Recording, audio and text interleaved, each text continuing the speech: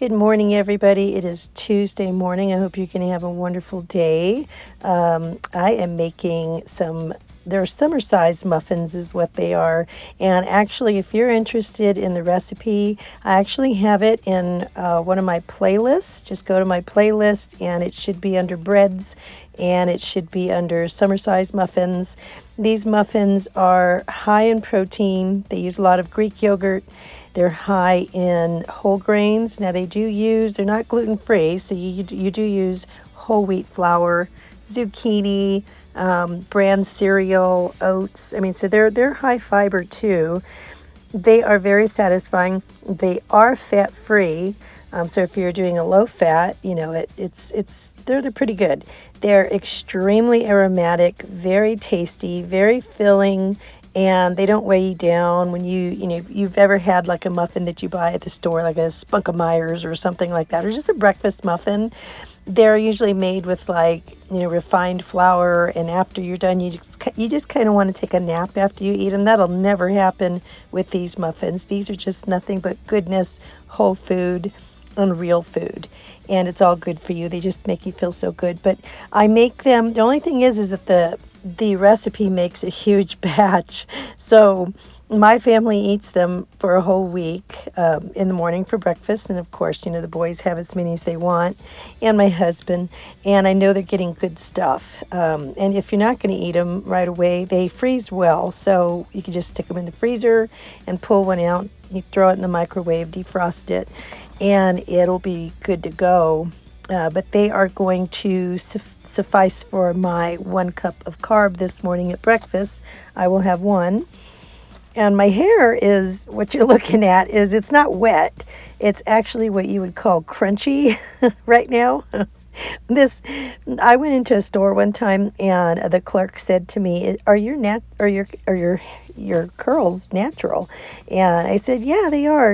Actually, because I am wearing them more these days and just letting the curl out." And she said, "Oh, it must be nice for you to just wake up and have an instant hairdo, since you have curly hair." And that sounds, nice, but I just said thank you. I didn't tell her what I really look like in the morning. If I'm sleeping on my curls, they're going to frizz out. Curls, one thing that I have known, and if you have curly hair, curls are thirsty, and curls all have their own character. No curls are alike, and they all require different methods of, they want a different kind of gel or whatever it is that you got to put on. Not everybody's curl, I can't use curl cream. It just doesn't work for me. So I have to do this whole regimen, and in the morning, if it's not a wash day, then I at least have to wet my hair, start over, apply the product, scrunch it up, and I have to let it dry like this in what you call a curl cast. So the curls are getting crunchy and hard, and they're forming, and so once my hair's totally dry, I can go in and comb it out with a hair pick and just kind of scrunch them up, and then they'll be fluffy, soft curls, and it looks totally different than it does right now. But right now, that's why it looks wet. It's kind of like in the curl cast. So there's this whole thing you got to go through when you got curly hair, and I thought it would be easier just wearing it natural instead of straightening it. But I almost think that it's more, not trouble, but it's more maintenance to actually just wear it natural and use the curls than it is just to straighten it, because I can straighten it for 3 days and then just leave it for 3 days and keep putting it back in a ponytail and not have to do anything to it. But I do like the curls, so my husband loves them, which is why I wear it this way. So I will fluff them out when I'm done with the muffins. So I really love this recipe because it's so full of whole foods. And, before I really started, I try to get as many whole foods as possible. And before I did that, a long time ago, I didn't want to let go of, there's certain junk foods that you hang on to that, you really like this, you really like that. I used to like everything Reese's. I used to like certain types of potato chips, certain types of cereal. certain types of snacks. And one day I asked myself, why do I still, get these things once in a while? Why do I still do that?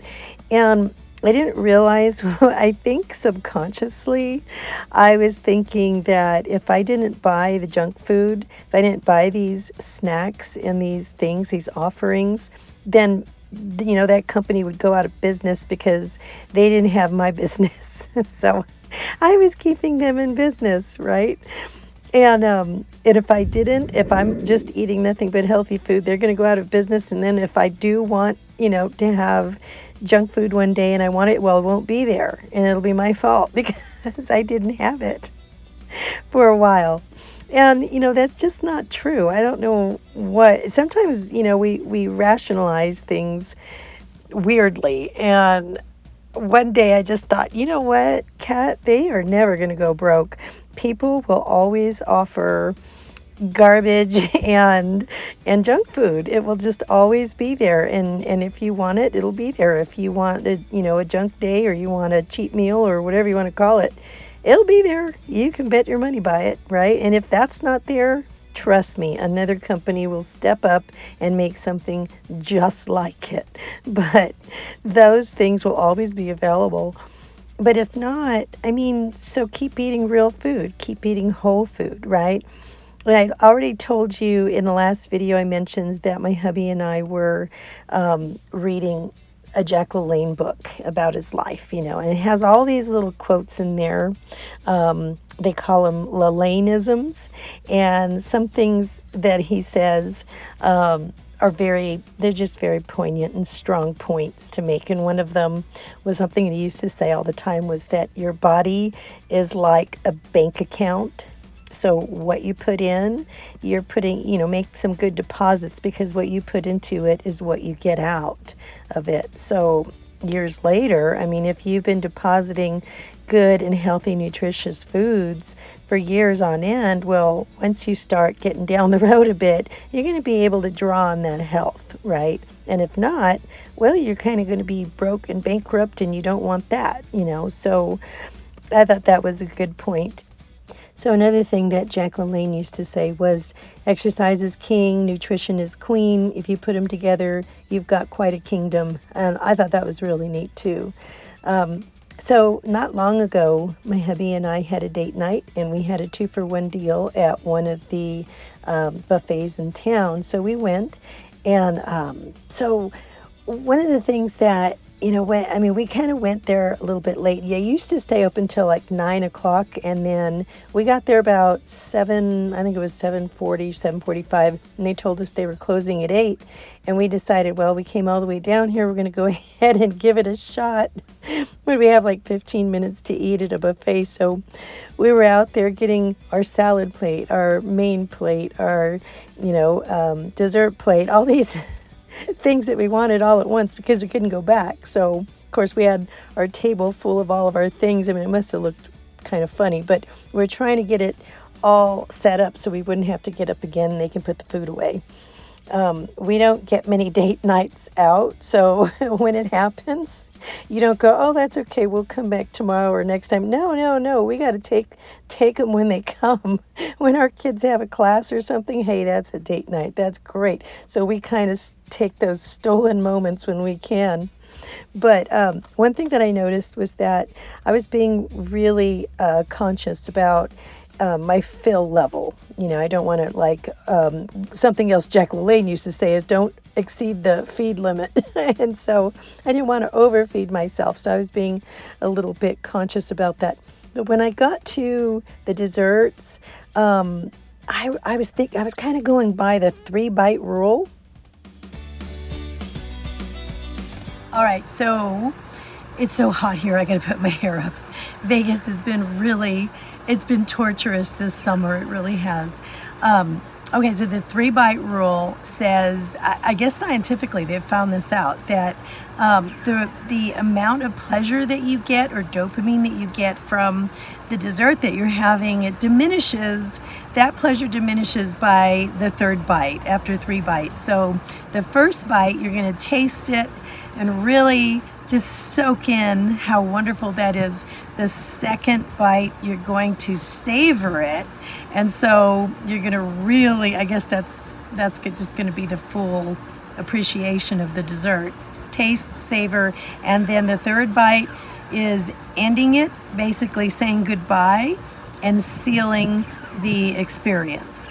And that's when you're going to walk away after that. And it's not that, oh, you're going to have to force yourself to do that, because I did this and I didn't want any more. I'm like, wow, by golly, that kind of works. I don't think it would work, however, if you started your meal with the dessert, but that would be disastrous.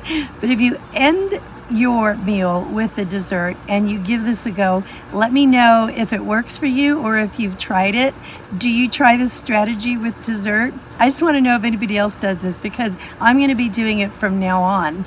I can't do, like, when we go to restaurants, I mean, the pickings for, what kind of desserts they have, they're pretty much all the same, right? I mean, everybody has like a chocolate cake, everyone has creme brulee, everyone has a cheesecake. What else? There's very little difference.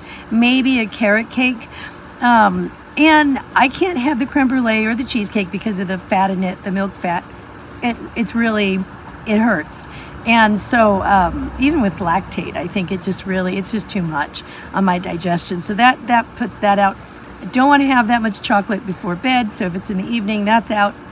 But if they have a carrot cake, that is kind of like my weakness. And so I do like to try it. One thing that keeps me from trying it sometimes is the thought that, they're just ordering frozen carrot cakes and then, taking it out and slicing them. Obviously, they're not making this carrot cake unless that's like a specialty, and that's what they do. They're getting it from Cisco just like every other restaurant in America. So it's not like a really big deal. I think the hard choice is when you go somewhere and they have something really different, right? And it's something that they make special, then it's kind of hard to just take 3 bites. Of course, you could always ask for a to-go box when they bring it, so that when you're done taking your 3 bites, you can pack it away, right? If I don't see it, it would be easier to resist getting into it. And then I'd probably travel home with it if I took it home. Travel with it in the back seat so that I don't open it and try to get into it on the way home, right? Just out of habit. That'd be a good idea too. So for breakfast, I'm having egg with egg white, asparagus, zucchini muffin, and an orange, and I'm sticking to my measurements.